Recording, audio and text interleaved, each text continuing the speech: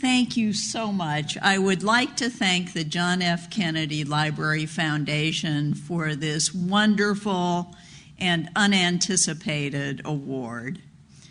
President Kennedy has been one of my heroes for more than 50 years, and to receive an award for courage in his name is truly thrilling and truly humbling.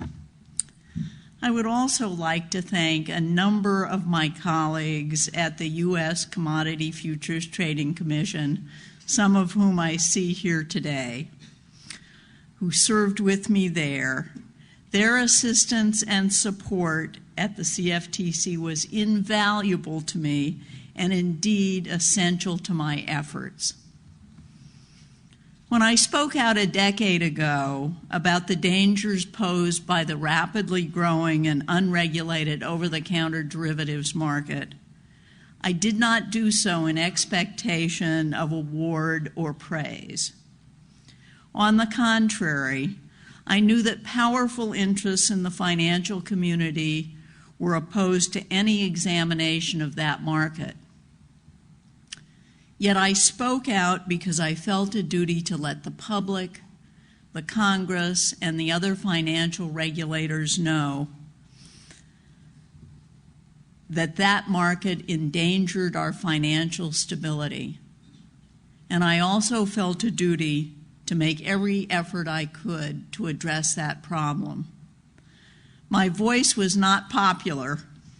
The financial markets had been expanding, innovation was thriving, and the country was prosperous. The financial services industry argued that markets had proven themselves to be self-regulatory, and that the role of government in market oversight and regulation should be reduced or even eliminated.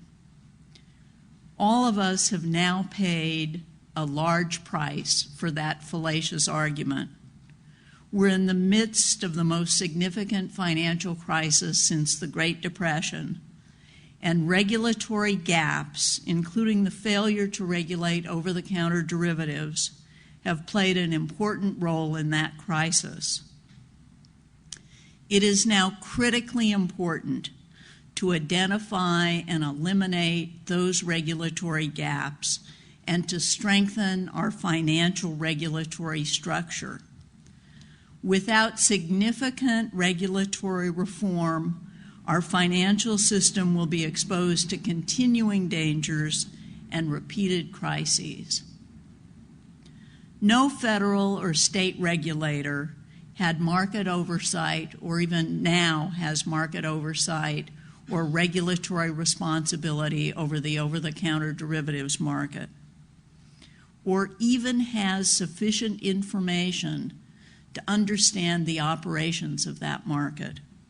The market is totally opaque and is now popularly referred to as the dark market.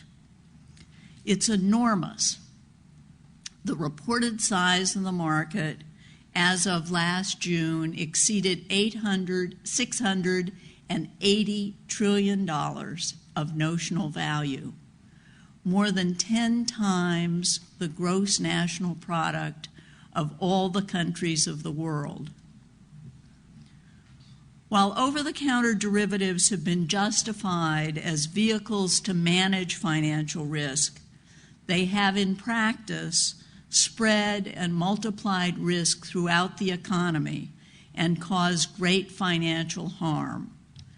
They include the credit default swaps disastrously sold by AIG and many of the toxic assets held by our largest banks. Warren Buffett has dubbed them financial weapons of mass destruction. We now have a unique opportunity, a narrow window of time, to fashion and implement a comprehensive regulatory scheme for these instruments.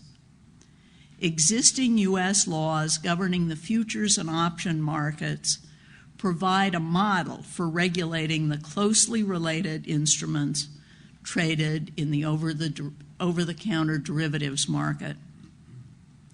The new regulatory scheme should provide that the instruments must be traded on regulated derivatives exchanges and must be cleared by regulated derivatives clearinghouses to the extent feasible.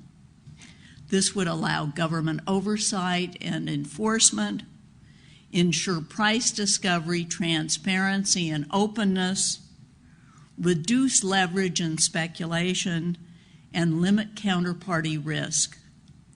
If any residual over-the-counter market is to be permitted, it must also be subject to robust federal regulation.